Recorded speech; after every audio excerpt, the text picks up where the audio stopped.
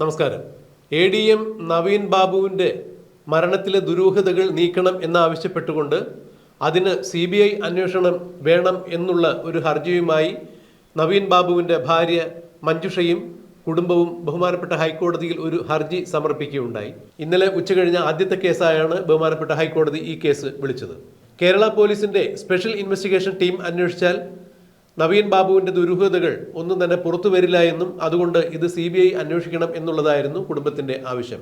എന്നാൽ എന്തുകൊണ്ടാണ് CBI അന്വേഷണം ആവശ്യപ്പെട്ടുകൊണ്ട് നിങ്ങൾ ഇങ്ങനെ ഒരു ഹർജി നൽകാൻ പോയത്, അല്ലെങ്കിൽ എന്തുകൊണ്ടാണ് ഹർജി നൽകിയത് എന്നുള്ള കോടതിയുടെ ചോദ്യത്തിന് കൃത്യമായി തന്നെയാണ് നവീൻ ബാബുവിൻ്റെ അഭിഭാഷകൻ കോടതിയിൽ വാദമുഖങ്ങൾ നിരത്തിയത്. അക്ഷരാർത്ഥത്തിൽ നവീൻ ബാബുവിൻ്റെ അഭിഭാഷകൻ കോടതിയിൽ സർക്കാരിനെയും പോലീസിനെയും വെട്ടിലാക്കുന്ന വിധത്തിൽ, അഥവാ സർക്കാരിൻ്റെയും പോലീസിൻ്റെയും കരണമടിച്ച് തകർക്കുന്ന തരത്തിലുള്ള വാദമുഖങ്ങളാണ് ഉന്നയിച്ചത്. നവീൻ ബാബുവിൻ്റെ മരണവുമായി ബന്ധപ്പെട്ട് ഇൻക്വസ്റ്റ് തയ്യാറാക്കൽ, പോസ്റ്റ്മോർട്ടം, കേസ് ഡയറി, അന്വേഷണ റിപ്പോർട്ട്, ഇത്തരം കാര്യങ്ങളിലെല്ലാം അടിമുടി ദുരൂഹതകൾ നിറഞ്ഞു നിൽക്കുന്നതായി തന്നെയാണ് മനസ്സിലാക്കാൻ കഴിയുന്നത്. നവീൻ ബാബുവിൻ്റെ മരണം അസ്വാഭാവിക മരണം തന്നെയാണ് എന്ന് മനസ്സിലാക്കിയതിനാൽ ഞങ്ങൾ വന്നതിന് ശേഷം, അതായത് നവീൻ ബാബുവിൻ്റെ കുടുംബക്കാർ എത്തിയതിന് ശേഷം മാത്രമേ ഇൻക്വസ്റ്റ് തയ്യാറാക്കാൻ പാടുള്ളൂ എന്ന് പറഞ്ഞിരുന്നതാണ്. എന്നാൽ നവീൻ ബാബുവിൻ്റെ കുടുംബം കണ്ണൂരിലേക്ക് എത്തുന്നതിന് മുമ്പ് തന്നെ പോലീസ് തിരക്കിട്ട് ഇൻക്വസ്റ്റ് തയ്യാറാക്കി എന്നുള്ളതാണ് എടുത്തു പറയേണ്ട വസ്തുത.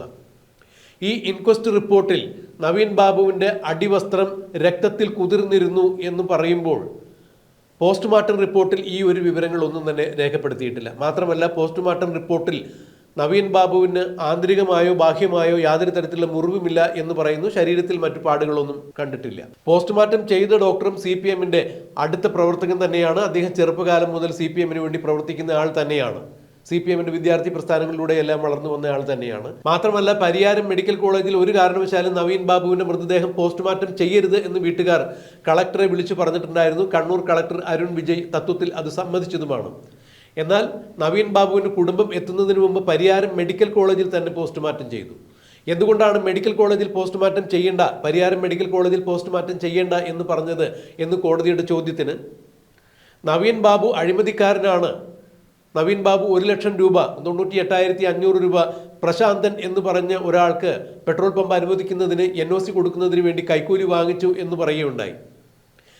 ഇത് നവീൻ ബാബുവിൻ്റെ യാത്രയയപ്പ് ചടങ്ങിൽ കണ്ണൂർ മുൻ ജില്ലാ പഞ്ചായത്ത് പ്രസിഡന്റ് PP ദിവ്യ തന്നെയാണ് വന്ന് പറഞ്ഞത്. നവീൻ ബാബുവിനെ ആക്ഷേപിക്കുന്ന അത്തരം പരാമർശങ്ങൾ അവർ വീഡിയോയിൽ പകർത്തി അവർ തന്നെ സ്വമേധയാ സാമൂഹ്യ മാധ്യമങ്ങളിൽ പ്രചരിപ്പിച്ച നവീൻ ബാബുവിനെ അപകീർത്തിപ്പെടുത്തുകയുണ്ടായി. ഇങ്ങനെ അപകീർത്തിപ്പെടുത്തിയ PP ദിവ്യയുടെ, മുൻ കണ്ണൂർ ജില്ലാ പഞ്ചായത്ത് പ്രസിഡന്റ് PP ദിവ്യയുടെ ഭർത്താവ് അജിത്ത് ജോലി ചെയ്യുന്നത് പരിയാരം മെഡിക്കൽ കോളേജിൽ തന്നെയാണ്. മാത്രമല്ല, TV പ്രശാന്തൻ എന്ന് പറയുന്ന ആളും പരിയാരം മെഡിക്കൽ കോളേജിൽ തന്നെ ജോലി ചെയ്യുന്നു. CPM-ലെ കണ്ണൂരിലെ തലമുതിർന്ന നേതാക്കളിൽ ഒരാളാണ് PP ദിവ്യ. അതുകൊണ്ട് CPM-ന് സ്വാധീനമുള്ള കണ്ണൂർ പരിയാരം മെഡിക്കൽ കോളേജിൽ ഒരു കാരണവശാലും പോസ്റ്റ്മോർട്ടം നടത്തി കഴിഞ്ഞാൽ അതിൽ കൃത്യമായ വിവരങ്ങൾ, വസ്തുതകൾ പുറത്തു വരില്ല എന്ന് മനസ്സിലാക്കിക്കൊണ്ട് തന്നെയാണ് തങ്ങൾ അത് കളക്ടറോട് പറഞ്ഞത്. കളക്ടർ തത്വത്തിൽ അത് അംഗീകരിക്കുകയും ചെയ്തു. ഒരു കാരണവശാലും അങ്ങനെയല്ലാതെ ഒന്നും നടക്കില്ല, ഞാനിവിടെ ഇല്ലേ, ധൈര്യമായിട്ടിരിക്കൂ എന്നാണ് കളക്ടർ നവീൻ ബാബുവിൻ്റെ കുടുംബത്തോട് പറഞ്ഞത് എന്ന് കോടതിയെ ധരിപ്പിക്കുകയുണ്ടായി.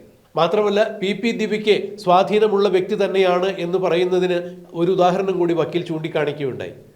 PP ദിവ്യയെ നവീൻ ബാബുവിന് ആത്മഹത്യാ പ്രേരണ കുറ്റം ചുമത്തി ഈ കേസിലെ ഒരേ ഒരു പ്രതി PP ദിവ്യ മാത്രമാണ്. അവർ 15 ദിവസത്തോളം ജയിലിൽ കഴിഞ്ഞതാണ്, പിന്നീട് ജാമ്യത്തിൽ ഇറങ്ങിയതാണ്. എന്നാൽ കണ്ണൂർ ജില്ലാ പഞ്ചായത്ത് പ്രസിഡന്റ് സ്ഥാനത്ത് നിന്നും ഈ കേസിൻ്റെ അടിസ്ഥാനത്തിൽ അവരെ മാറ്റി നിർത്തിയെങ്കിലും പിന്നീട് കണ്ണൂർ ജില്ലാ പഞ്ചായത്തിൽ ഫിനാൻസ് സ്റ്റാൻഡിംഗ് കമ്മിറ്റിയിൽ അവരെ എടുത്തു എന്നുള്ളത് തന്നെയാണ് ഇപ്പോൾ എടുത്തു പറയേണ്ട ഒരു കാര്യം എന്നുകൂടി മഞ്ജുഷയുടെ അഭിഭാഷകൻ കോടതിയിൽ കൃത്യമായി തന്നെ വിവരം പറയുകയുണ്ടായി. ഇത് പോലീസിനും സർക്കാരിനും മുഖത്തേറ്റ ഏറ്റവും വലിയ തിരിച്ചടി തന്നെയാണ്. പോലീസിന്റെ ഭാഗത്തു നിന്നും അന്വേഷണ റിപ്പോർട്ടും കേസ് ഡയറിയും ബഹുമാനപ്പെട്ട കോടതിയിൽ കൊടുക്കണം. ഈ കേസിന്റെ അന്വേഷണ പുരോഗതി എവിടെ വരെയായി എന്നറിയാൻ വേണ്ടി ഇത്തരം കാര്യങ്ങൾ, കേസ് ഡയറിയും അന്വേഷണ റിപ്പോർട്ടും കോടതിയിൽ കൊടുക്കണം എന്ന് പറഞ്ഞിട്ട്, അതും ഡിസംബർ 6-ാം തീയതിക്ക് മുമ്പായി കൊടുക്കണം എന്ന് കോടതി പറഞ്ഞിട്ടും ഇന്നലെ മാത്രമാണ് വാദം നടക്കുന്ന സമയത്തിൽ പോലീസ് ഈ കേസ് ഡയറിയും അന്വേഷണ റിപ്പോർട്ടും കോടതിയിൽ കൊടുത്തത് എന്ന് പറയുമ്പോൾ എന്താണ് ഈ കേസിൽ സർക്കാരിനും പോലീസിനും മറച്ചു വയ്ക്കാനുള്ളത് എന്ന് തന്നെയാണ് ഇതിൽ നിന്നും മനസ്സിലാക്കാൻ കഴിയുന്നത്. ഇത്തരം വിവരങ്ങൾ വിശദമായി തന്നെ കേട്ടറിഞ്ഞ് കോടതി ഉത്തരവ് ഇടുന്നതിന് വേണ്ടി, അതായത് CBI വരണമോ വേണ്ടയോ എന്നുള്ള ഉത്തരവിന് വേണ്ടി മറ്റൊരു ദിവസത്തേക്ക് കേസ് മാറ്റിവെക്കുകയായിരുന്നു. എന്തായാലും അക്ഷരാർത്ഥത്തിൽ സർക്കാരിനെയും പോലീസിനെയും കോടതിയിൽ നിർത്തിപ്പൊരിക്കുന്ന കാഴ്ചയാണ് ഇന്നലെ കാണാൻ സാധിച്ചത്. മഞ്ജുഷയുടെ അഭിഭാഷകൻ കൃത്യമായ രീതിയിൽ തന്നെ അക്കമിട്ട് അടയാളപ്പെടുത്തി ഓരോ കാര്യങ്ങളും നവീൻ ബാബുവിൻ്റെ മരണത്തിന് പിന്നിലുണ്ടായിട്ടുള്ള ഓരോ ദുരൂഹതകളും ഒന്നൊന്നായി ബഹുമാനപ്പെട്ട കോടതിയുടെ മുമ്പിൽ ഹാജരാക്കുകയുണ്ടായി. ഇൻക്വസ്റ്റ് തയ്യാറാക്കുന്നതിലും ഇൻക്വസ്റ്റിൽ പറഞ്ഞിരിക്കുന്ന റിപ്പോർട്ടല്ല പോസ്റ്റ്മോർട്ടം റിപ്പോർട്ടിലുള്ളത്. പോസ്റ്റ്മോർട്ടം റിപ്പോർട്ടിൽ ഉള്ള കാര്യങ്ങളല്ല സർക്കാരും പോലീസും കോടതിയിൽ നൽകിയിരിക്കുന്ന സത്യവാങ്മൂലത്തിലുള്ളത്. നവീൻ ബാബുവിൻ്റെ അടിവസ്ത്രത്തിൽ രക്തം കലർന്നിരുന്നു, രക്തത്തിൽ മുങ്ങിയിരുന്നു എന്നുള്ള വിവരം FIR-ലോ പോസ്റ്റ്മോർട്ടം റിപ്പോർട്ടിലോ ഒന്നും തന്നെ പറഞ്ഞിട്ടില്ല. ഇതിന് സർക്കാരിൻ്റെ ഭാഗത്തു നിന്നും പറഞ്ഞത് അന്വേഷണം കൃത്യമായി നടക്കുന്നുണ്ട്, നവീൻ ബാബുവിൻ്റെ മരണം കൊലപാതകമാണോ എന്ന് സംശയമുണ്ടെങ്കിൽ അക്കാര്യത്തിലും അന്വേഷണം നടത്താം, തൂങ്ങി മരിച്ച ഒരാളുടെ അടിവസ്ത്രത്തിൽ വേണമെങ്കിൽ രക്തം കാണാം എന്നൊക്കെയാണ് സർക്കാരിൻ്റെ ഭാഗത്തു നിന്നും ഇതിനും ഒരു വിശദീകരണം കൊടുത്തത്. കേസ് അന്വേഷണം നല്ല രീതിയിൽ പോകുന്നുണ്ട് എന്നാണ് പറഞ്ഞത്. എന്തായാലും ഇതെല്ലാം ഈ വാദമുഖങ്ങളെല്ലാം വിശദമായി കേട്ടതിന് ശേഷം ജസ്റ്റിസ് കൗസർ എടപ്പക്കത്ത് വിധി പറയുന്നതിന് വേണ്ടി ഉത്തരവിടുന്നതിന് വേണ്ടി മാറ്റിവെച്ചിരിക്കുന്നു എന്നുള്ളതാണ് അറിയാൻ കഴിഞ്ഞത്. എന്തായാലും പ്രാഥമിക വാദത്തിനൊടുവിൽ കോടതി ഒരു തീരുമാനത്തിലെത്തിയിരിക്കുന്നു. വിധി എന്തായിരിക്കും എന്നുള്ളതാണ് ആകാംക്ഷയോടുകൂടി കേരളം കാത്തിരിക്കുന്നത്. നവീൻ ബാബുവിൻ്റെ കുടുംബത്തിന് ആശ്വാസം പകരുന്ന തരത്തിൽ നവീൻ ബാബുവിൻ്റെ മരണത്തിലെ ദുരൂഹതകൾ അകറ്റുന്നതിന് CBI തന്നെ വരും എന്ന് തന്നെയാണ് കുടുംബവും കേരളത്തിൻ്റെ പൊതുബോധവും പ്രതീക്ഷിക്കുന്നത്. കേരളം കണ്ട കേരളത്തിൻ്റെ മനസാക്ഷിയെ ഞെട്ടിച്ച ഈ അരും കൊലയിൽ തീർച്ചയായും CPM-ൻ്റെ വക്താക്കൾക്ക് പങ്കുണ്ട് എന്ന തരത്തിൽ തന്നെയുള്ള സംശയം കേരളീയ അന്തരീക്ഷത്തിൽ നിൽക്കുമ്പോൾ CBI അന്വേഷണത്തിലൂടെ ഇതിൻ്റെ കൃത്യമായ വിവരങ്ങൾ പൊതുസമൂഹത്തെ ധരിപ്പിക്കേണ്ടത് തന്നെയാണ്. നവീൻ ബാബുവിൻ്റെ കുടുംബത്തിൻ്റെയും സംശയങ്ങൾ നീങ്ങേണ്ടത് തന്നെയാണ്. ബഹുമാനപ്പെട്ട കോടതി ഇതിൽ എന്ത് തീരുമാനമെടുക്കും എന്നുള്ളത് നമുക്ക് കണ്ടറിയാം. എന്ത് ഉത്തരവിടും എന്നുള്ളത് കാത്തിരുന്ന് കാണാം.